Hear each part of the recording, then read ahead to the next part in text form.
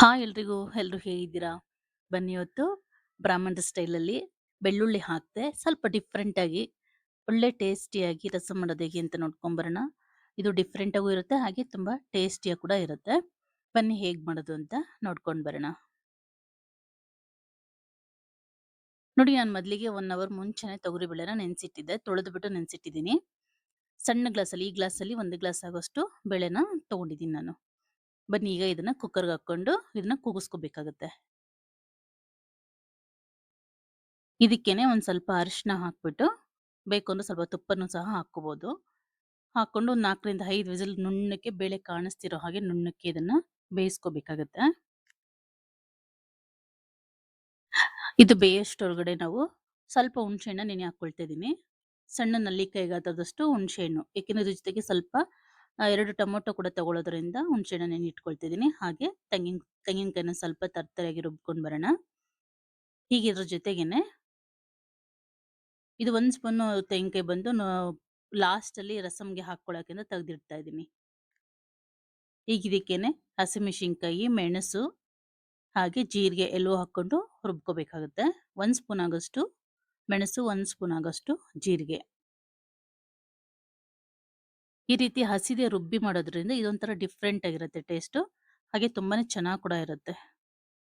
ನೋಡ್ಕೊಂಡು ಖಾರಕ್ಕೆ ಎಷ್ಟು ಬೇಕಾಗುತ್ತೋ ಅಷ್ಟು ಪೆಪ್ಪರ್ ಹಾಕಿರ್ತೀವಲ್ಲ, ನೋಡ್ಕೊಂಡು ಹಸಿಮೆಣಸಿನಕಾಯಿನ ಬಳಸ್ಕೋಬೇಕಾಗುತ್ತೆ.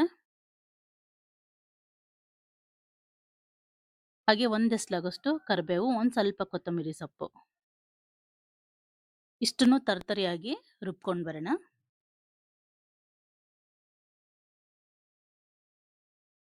ತುಂಬಾ ನುಣ್ಣಕ್ಕೆ ರುಬ್ಬಾರ್ದು, ತರ್ತರಿಯಾಗಿ ಇರಬೇಕು.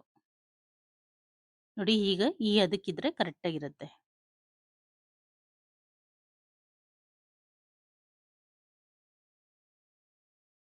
ಈಗ ಟೊಮೊಟೊ ತಗೊಂಡಿದ್ದೀನಿ. 2 ಟೊಮೊಟೊ ಸಣ್ಣದಾಗಿರೋವಂಥವು ನಾಟಿ ಟೊಮೊಟೊನ ತಗೊಂಡಿದ್ದೀನಿ. ಇದನ್ನ ಸಣ್ಣದಾಗಿ ಕಟ್ ಮಾಡಿ ಇಟ್ಕೊಳ್ಳೋಣ.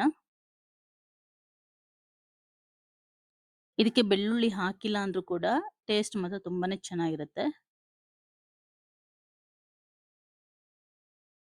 ನೋಡ್ಕೊಂಡು ನಿಮಗೆ ಹುಳಿಗೆ ತಕ್ಕಂಗೆ ನೀವು ಬಳಸ್ಕೋಬಹುದು. ನಾವು ಇಲ್ಲಿ ಹುಳಿ ಕಮ್ಮಿ ತಿನ್ನೋದ್ರಿಂದ ನಮ್ಮ ಮನೇಲಿ ನಾನು ಇಲ್ಲಿ 2 ಟೊಮೆಟೊ ತಗೊಳ್ತಾ ಇದ್ದೀನಿ. ನಿಮಗೆ ಸ್ವಲ್ಪ ಹುಳಿ ತಿಂತೀರಿ ಅನ್ನೋದಾದ್ರೆ ಸ್ವಲ್ಪ ಹೆಚ್ಚಿಗೆ ನೀವು ಬಳಸ್ಕೋಬಹುದು. ಈಗ ಹುಣಸೆ ಹಣ್ಣನ್ನು ಕಿವುಚ್ಕೊಂಡಿದ್ದೀನಿ, ಅದನ್ನ ಫಿಲ್ಟರ್ ಮಾಡ್ಕೊಂಡ್ಬಿಡೋಣ.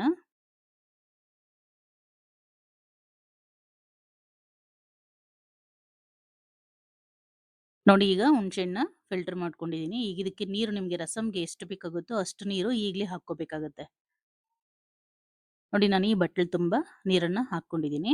ಈಗ ಇದಕ್ಕೇನೆ ಹಚ್ಚಿರೋಂಥ ಟೊಮೆಟೊ, ಒಂದು ಸ್ವಲ್ಪ ಅರಿಶಿನ, ಹಾಗೆ ಸಾಂಬಾರ್ ಪುಡಿ, ಒಂದೂವರೆ ಸ್ಪೂನ್ ಆಗೋಷ್ಟು ಸಾಂಬಾರ್ ಪುಡಿನ ಹಾಕ್ಕೊಳ್ತಿದ್ದೀನಿ. ಇಲ್ಲಿ ಖಾರಕ್ಕೆ ಪೆಪ್ಪರ್ ಪೌಡ್ರು, ಸಾಂಬಾರ್ ಪುಡಿ, ಹಸಿಮೆಣಸಿನ್ಕಾಯಿ 3ನು ಬ್ಯಾಲೆನ್ಸ್ ಆಗಿ ತಗೋಬೇಕಾಗತ್ತೆ.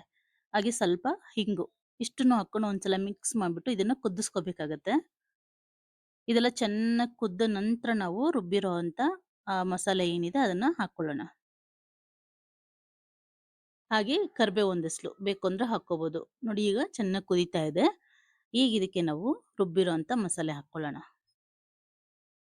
ಮಸಾಲ ಹಾಕೊಂಡ್ಮೇಲೂ ಒಂದು 5 ನಿಮಿಷ ಚೆನ್ನಾಗಿ ಕುದಿಸ್ಕೋಬೇಕಾಗತ್ತೆ.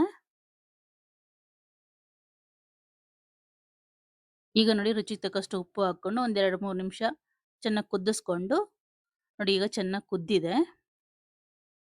ನಿಮ್ಗೆ ರಸಂ ಎಷ್ಟೊತ್ತು ಕುದಿಬೇಕು ಅನ್ಸುತ್ತೋ ಅಷ್ಟೊತ್ತು ಕುದಿಸ್ಕೋಬೇಕಾದ್ರೆ, ನಾವು ಬೇಳೆ ಹಾಕಿದ್ಮೇಲೆ ರಸಂನ ಕುದಿಸಲ್ಲ. ಹಾಗಾಗಿ ನೋಡಿ, ಬೇಳೆನ ಈ ರೀತಿ ನುಣ್ಣಕ್ಕೆ ಬೇಯಿಸ್ಕೊಂಡು ಚೆನ್ನಾಗಿ ಸ್ಮ್ಯಾಶ್ ಮಾಡಿ ಇಟ್ಕೊಂಡಿದ್ದೀನಿ. ಹೀಗೆ ಇದನ್ನ ಕುದೀತಾ ಇರೋ ರಸಂಗೆ ಹಾಕೊಳ್ಳೋಣ. ಬೇಳೆ ನೀರು ಹಾಕಿದ್ಮೇಲೆ ಫ್ಲೇಮ್ನ ಲೋ ಅಲ್ಲಿ ಇಟ್ಕೋಬೇಕಾಗುತ್ತೆ. ಯಾವುದೇ ಕಾರಣಕ್ಕೂ ಹೈ ಫ್ಲೇಮ್ ಮಾಡ್ಕೋಬಾರ್ದು. ಬೇಳೆ ನೀರು ಹಾಕಿದ್ಮೇಲೆ ರಸಂನ ಕುದಿಸ್ಬಾರ್ದು.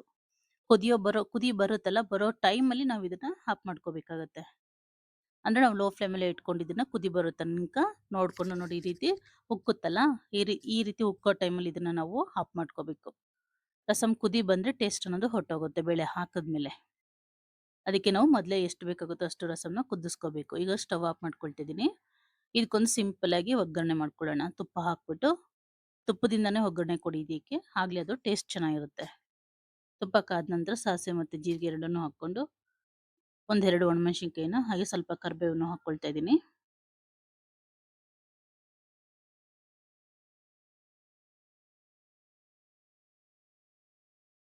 ಕರಿಬೇವು ಹಾಕ್ಕೊಂಡು ಮಿಕ್ಸ್ ಮಾಡಿಕೊಂಡ್ರೆ ನಿಮಗೆ ಒಗ್ಗರಣೆ ರೆಡಿ ಆಗುತ್ತೆ. ಸಿಂಪಲ್ ಆಗಿರುತ್ತೆ ರಸಮು, ಹಾಗೆ ಟೇಸ್ಟಿಯಾಗಿರುತ್ತೆ. ನೀವು ಒಂದ್ಸಲ ಮನೇಲಿ ಟ್ರೈ ಮಾಡಿ.